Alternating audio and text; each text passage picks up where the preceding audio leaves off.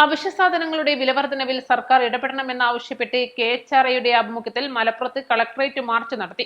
March PK Kunhalikutty ഉദ്ഘാടനം ചെയ്തു.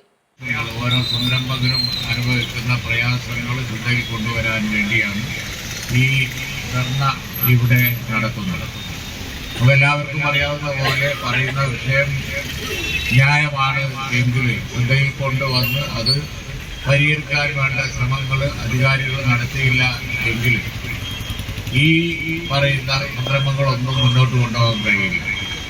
നമ്മുടെ നാട്ടിൽ ഓരോ തൊഴിൽ മേഖലകളാണ്, ഓരോ വ്യവസായങ്ങളാണ്.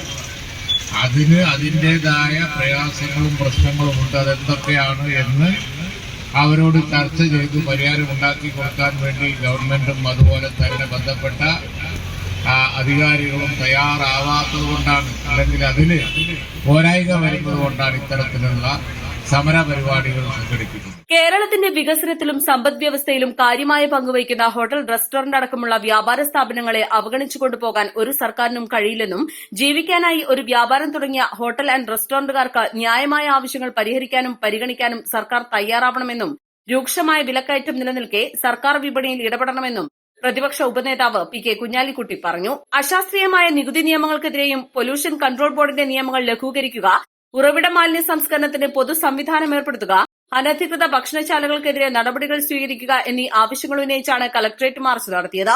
KHRA ജില്ലാ പ്രസിഡന്റ് CH സമ്മദ് അധ്യക്ഷത വഹിച്ചു. സംസ്ഥാന ഉപദേശക സമിതി ചെയർമാൻ M മൊയ്തീൻകുട്ടി ഹാജി, സംസ്ഥാന vice president PP Abdurahman, bakers association സംസ്ഥാന വൈസ് പ്രസിഡന്റ് ബാബ സിഗോ, KVVES ജില്ലാ vice president Nivil Ibrahim, KHRA സംസ്ഥാന സെക്രട്ടറി സജീർ അരീക്കോട്, സംസ്ഥാന എക്സിക്യൂട്ടീവ് ബിജു ക്രോക്കിറോ, ജില്ലാ വർക്കിംഗ് പ്രസിഡന്റ് അമീർ സബ്ക, ജില്ലാ സെക്രട്ടറി KT രഘു, ജില്ലാ treasurer Basheer Rolex, cherry airlines എന്നിവർ സംസാരിച്ചു. East live, Malappuram.